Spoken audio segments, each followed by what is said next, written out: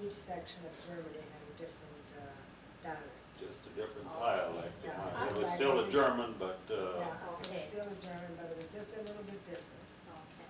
I would say that the High German, that was the written language, wouldn't you For say? everybody, for Yeah, everybody. that But was that it. is where the dialects for each territory. Yeah. Say there's 4 territories or 4 sections of Germany, there were 4 dialects. they came from a different part of the country where You they can tell talked where this they too. came from, yeah. Well, when they were, Well, one of the things too, most people don't realize this is a very non-Catholic town. Exactly Originally, at first. we lived east of this main street, and there were only 3 families in the whole, that whole part of town that were Catholic. There were Ludwigs's and Laus's, and ours, and Lester Camp. Those were the only 4 that were on the east of that main road. The rest were all non-Catholics. yes, I think, All as they said that Lizzie Katie, who was Father Teresa's housekeeper, held the first classes in the sacristy. Yes, you That's did. where the first school was, in the sacristy. there's school. Does anybody remember anything, I read up on this and it says our parish church what's standing right now was dedicated June 21st, 1941. But Father Hillshorst, I guess, wasn't able to be there because of poor health or what. Father Hillshorst died on June 21st, 1940. Didn't he have the first mass, what, just a He short mass?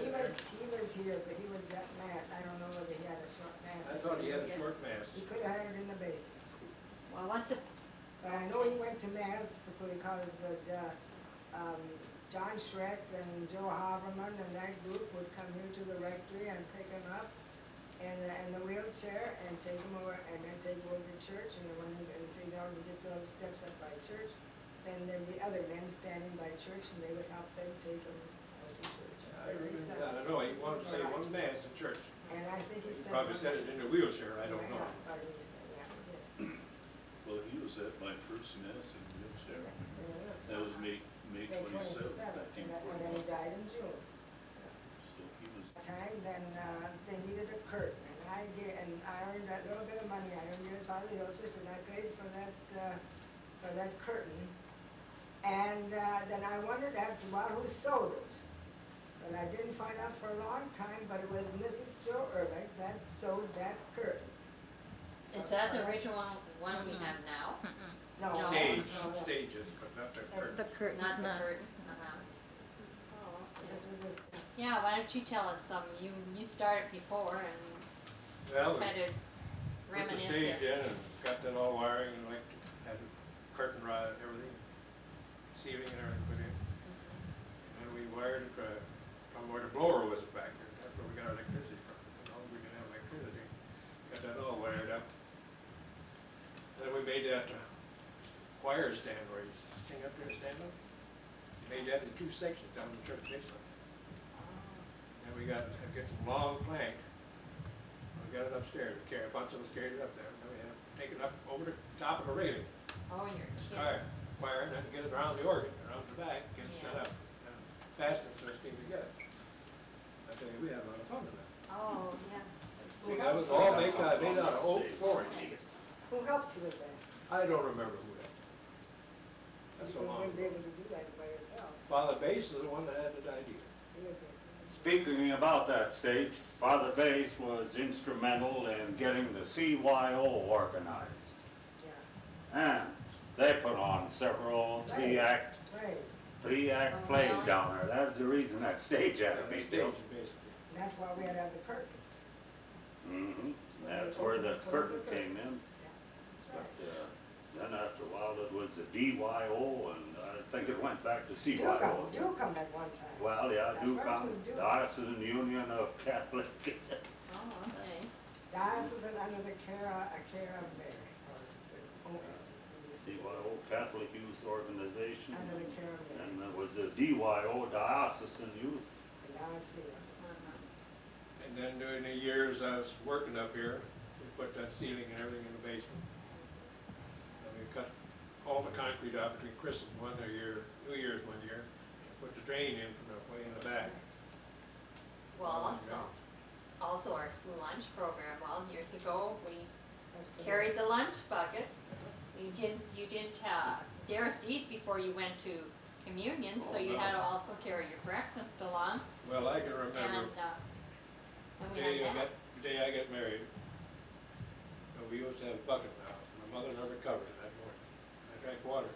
Father Mattis wouldn't let me to Camp Communion that day. He said, you didn't pass from midnight on. Oh, yeah. Yeah, that's really changed in a Yeah, way. that is hasn't not- it? By the way, another fest you might be interested in, my sister-in-law, Donna Kester, established the First Ladies Group here. The guild, She's yeah. the first president. Yeah, she was the first president. About 56 or 57. I don't know, some father, big. Under Father Pick. Sparky, do you remember anything then on, did you help build our nice, beautiful kitchen we have in our church basement No. then? I don't know who built that. That's it.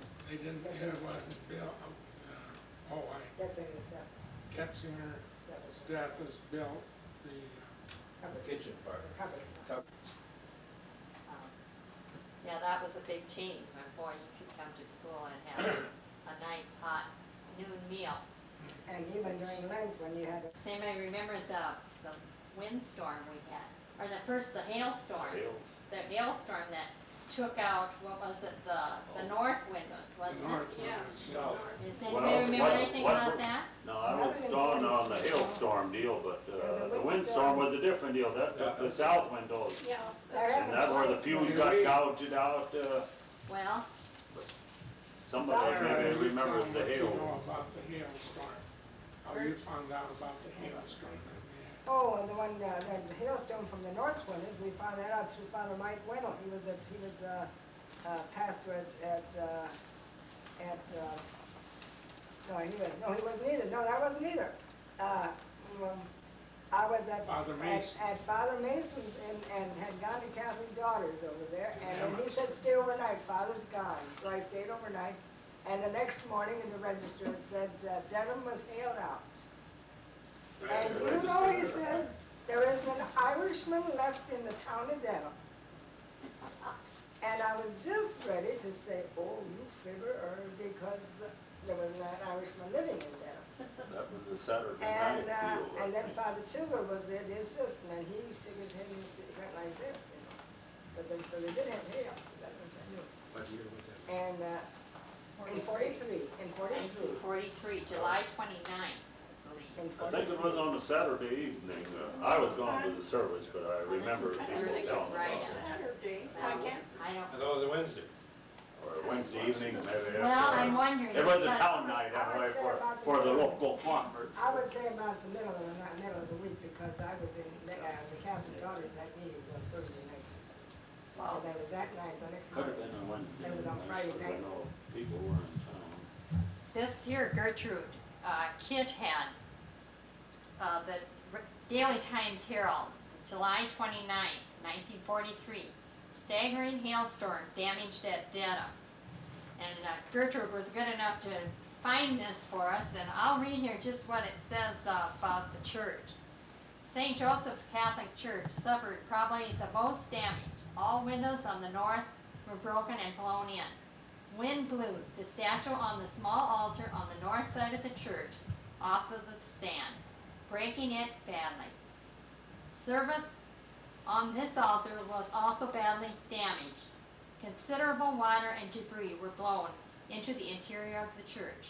The parochial school was also badly damaged, windows on the north and the east being broken and blown in. The roof of slate shingles was broken badly. It will require a new roof for the building. Here it's got in parentheses, a miraculous escape happened. This is one of our parishioners also, a story about. Mrs. Harold Whelan and small baby miraculously escaped. Serious injury on possible death when they were caught in their car, unable to get out because of the storm. The top of the car was torn to shreds by hail. After the storm, they were found in the bottom of the car. Mrs. Whelan being in hysterical condition, but otherwise uninjured, and the baby apparently suffering no ill effects from the storm. The storm was so intense that it was impossible to get help to them until the storm subsided. Had either suffered a direct hit by a hailstone, it probably would have proved fatal. Because they said the hailstones were the size of a baseball, this is what it's read in here. Grapefruit, Yeah, grapefruit. Grapefruit, well, yes, well, they were, What day? this was on Thursday's write-up, so it maybe happened Wednesday evening, and I thought it said around 9:30 in the evening it happened. Yeah, because John Seidel was in the hospital that time after he fell off that, foot off that thing. And Dorothy was up there to see him. I don't know who else was there. And he just got home. I know Bill Larson was working at the creamery that time. He always had his car in the shed. That night he didn't have it in the shed, and I had mine in the shed. And we got, Mary Lou was a baby. We just grabbed her out of the crib and then the wind was all coming. Water come through the house all over.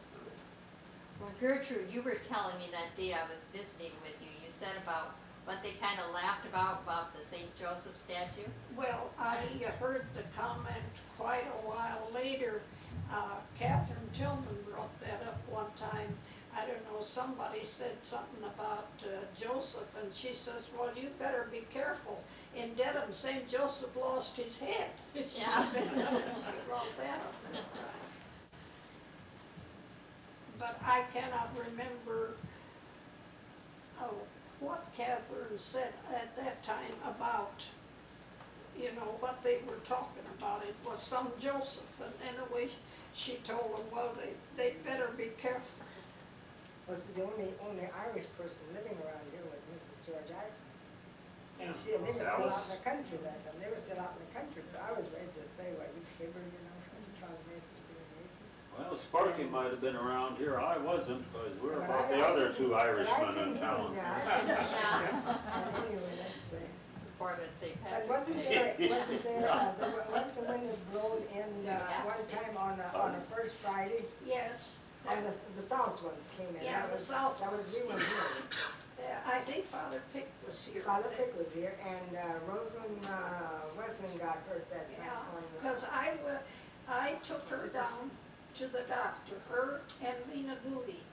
I get either Father Pick or one of the sisters told me to take him down to the doctor.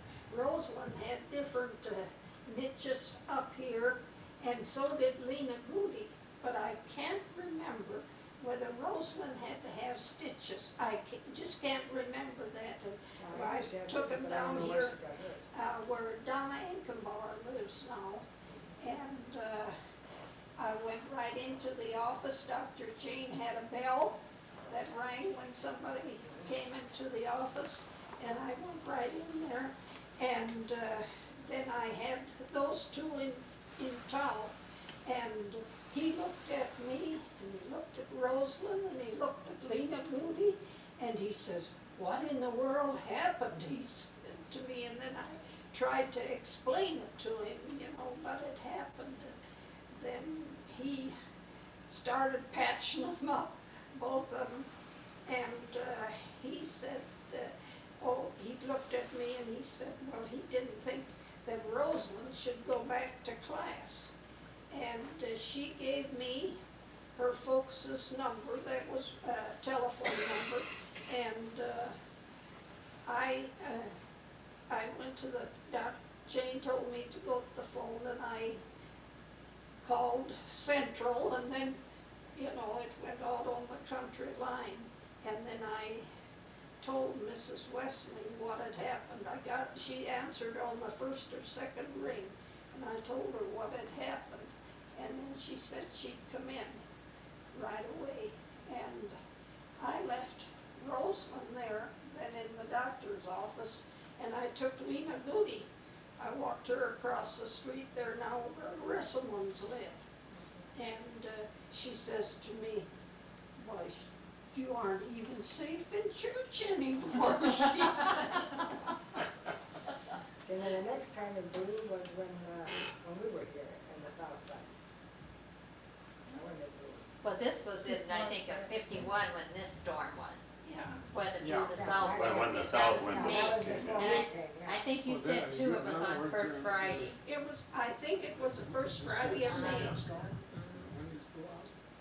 Second time on a, Second time, the winds blew, I mean, Yeah. one And then hailed out, and then another time it blew Yeah. out. The wind, yeah. yeah. And then That we had was- another And then one we had, after that. then they blew out again on the south side when we were here. Yeah.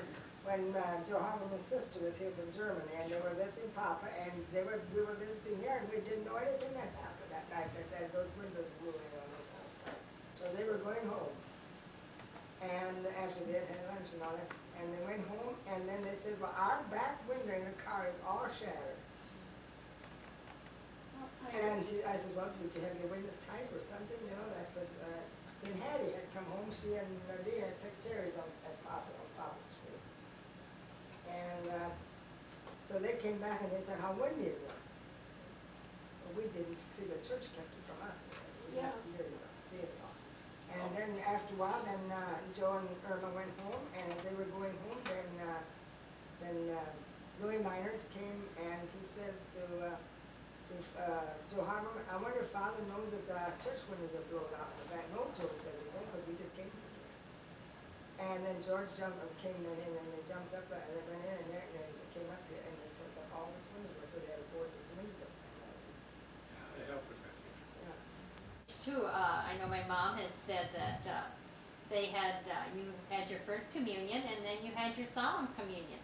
And we don't, I never had to have a solemn communion, so could you just kind of share how that was? The reason for that was because a lot of the kids didn't stay in school. They would stay home, and the parents would keep them home to work.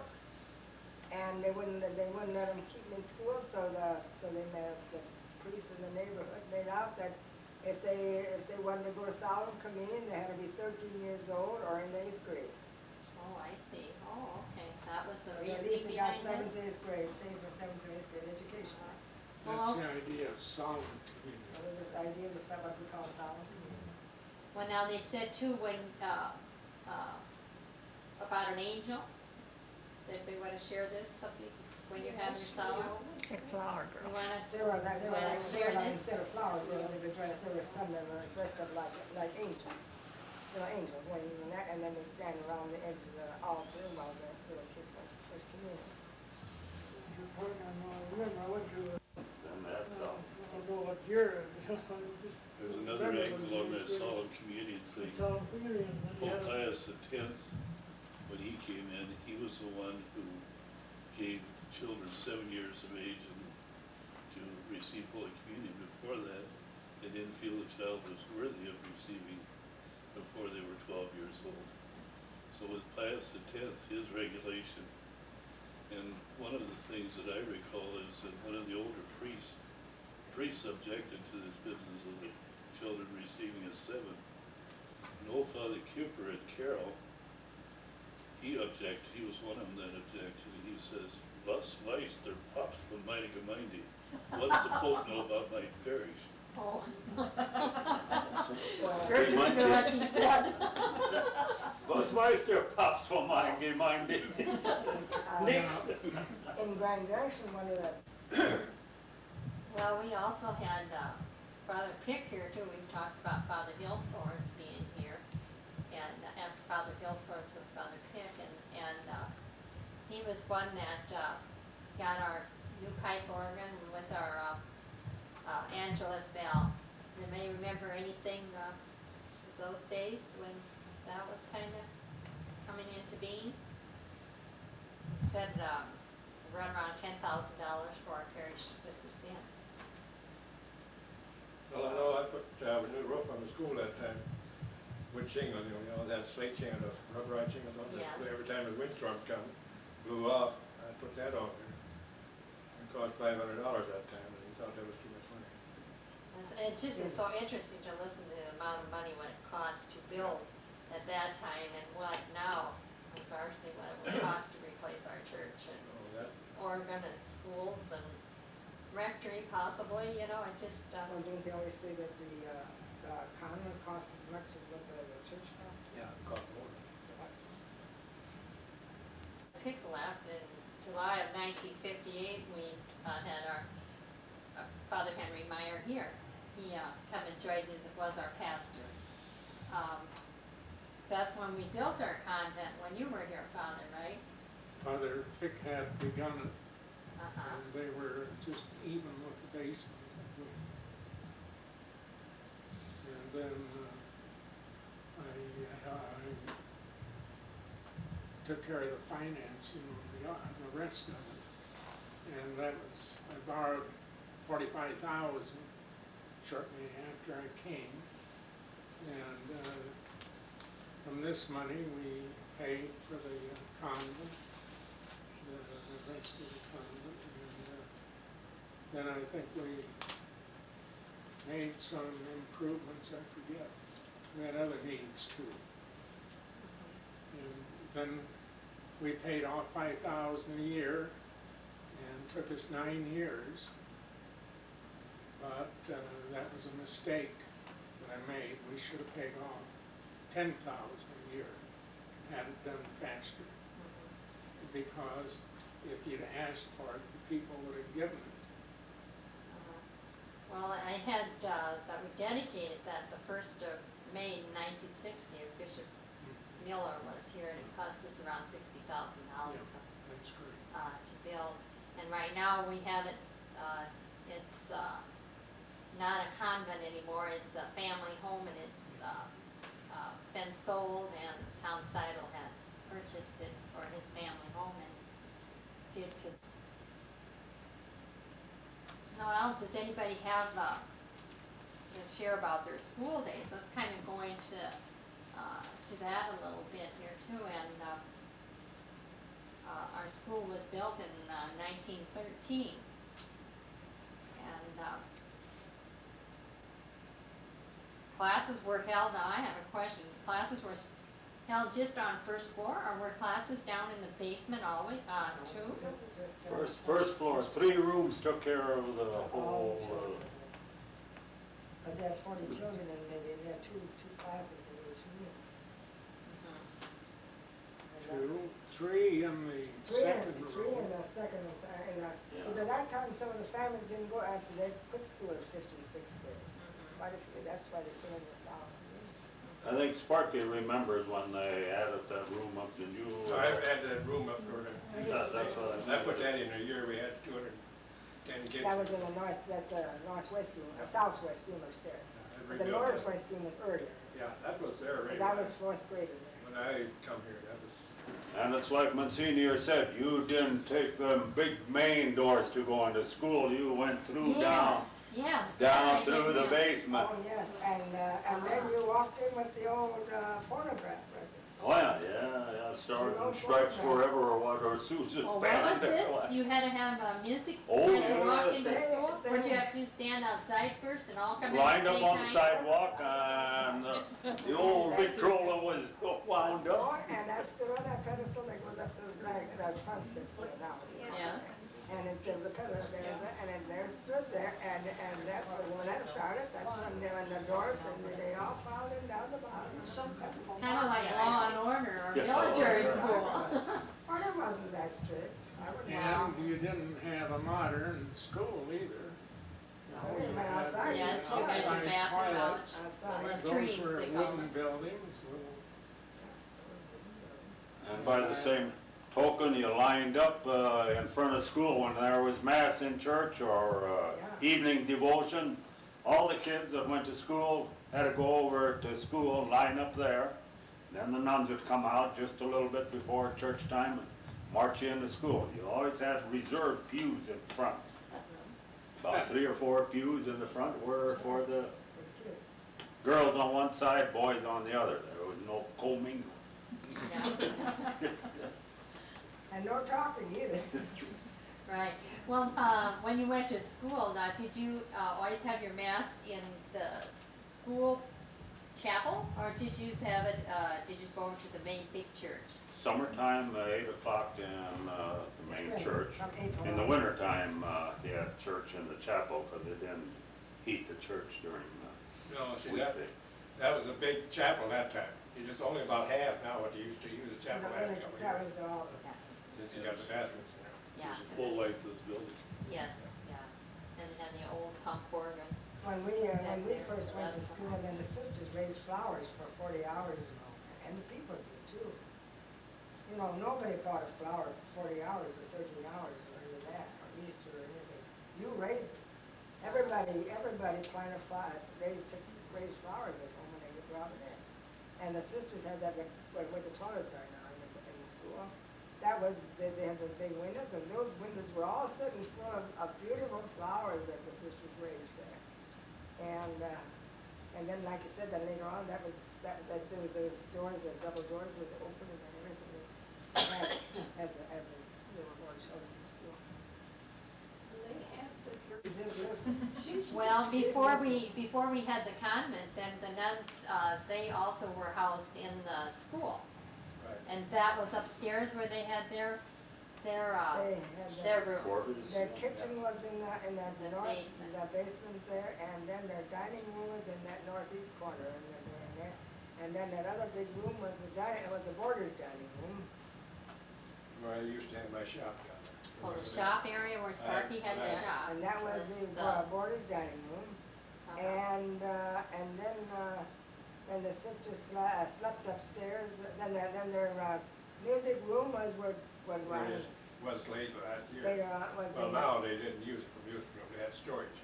Where is that? Or a center room upstairs, right off the steps. No, not upstairs. I'm thinking on the first floor. First floor. Yeah, and the sewing room was in the back, and then they had that first, there were two rooms there. One was a piano room, where they gave piano lessons. Well, see, they took that. Yeah, petition out that of there. petition out. That was and the then- office the last year. Okay, yeah. And that And- used to be a sewing room when the office was now, and And the music room. And the they music gave room. music Years ago. lessons. Do you remember all that? And nuns used to sleep in the north, Pardon me? Do you remember east that? room, Upstairs. where the fire escape is out. oh, okay, the northeast. To the room, east. Upstairs. To the north. That's where they used to, nuns used to sleep in that. on the first floor.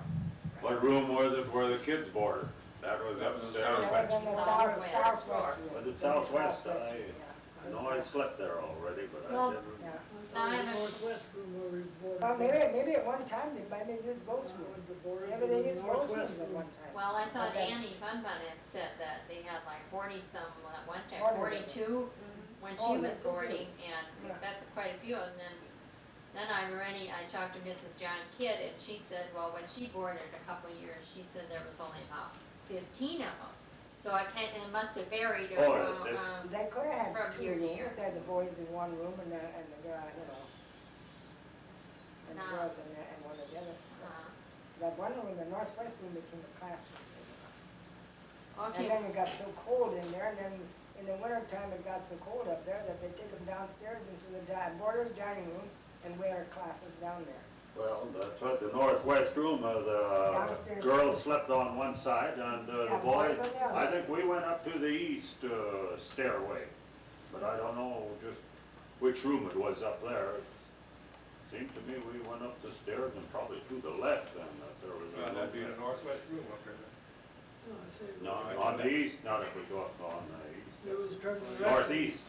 Where the sisters are going up, My sister, well, see, there was, then they had to go to the southwest or, or in the northwest. Northwest, we ordered the northwest and the northwest. well, Margaret, do you want to kind of tell the story, kind of what you had told me about when you had to bring stuff for eating, and how you had to bring your own bedding, or what? But yes, you were required to pay maybe just a small amount, and then you would supplement your bringing food such as meat, garden vegetables, homemade bread and butter, milk, for the additional amount, and for the number of us who boarded there at the sisters. And we brought our own linens too.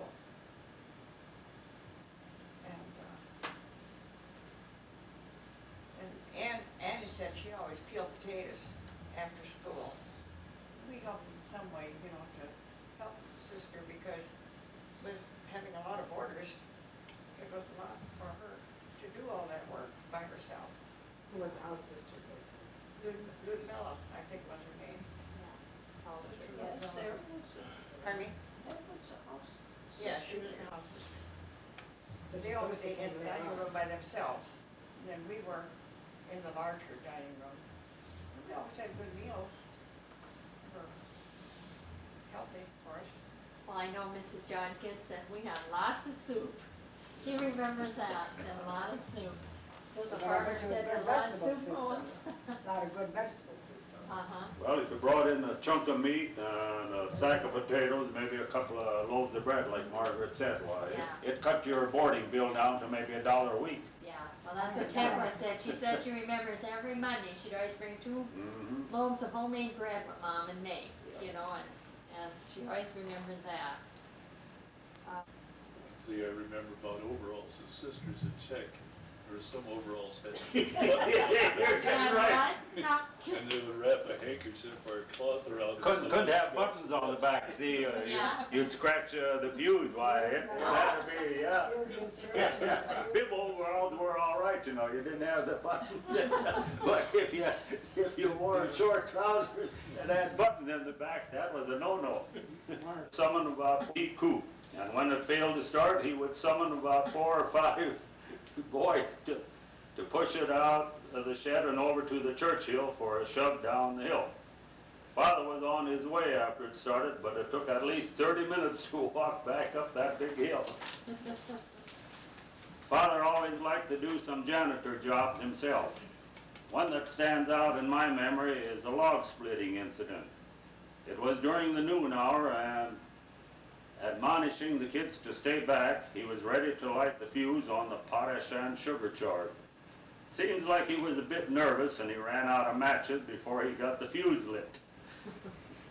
While he was at the house to get more matches, someone just happened to have some matches in his pocket, probably from lighting the tank heater at home. The temptation was too great and the fuse was lit, resulting in a nicely split log. Needless to say, very anxious Padre came hurrying back, and a stern lecture on the danger of the explosives followed. 8th grades were usually taught, but by the kindness of an elderly nun, Sister Leonella, who taught here a number of years ago, volunteered to teach high school. After 2 years, the infirmities of old age forced her to retire. The students that opted to finish high school enrolled at Sacred Heart High in Templeton.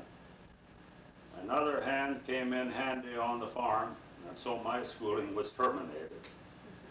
Now that you were out of school, you were required to rent a pew, $12 per year, gradually increasing if you were a wage earner. Pew rent is church support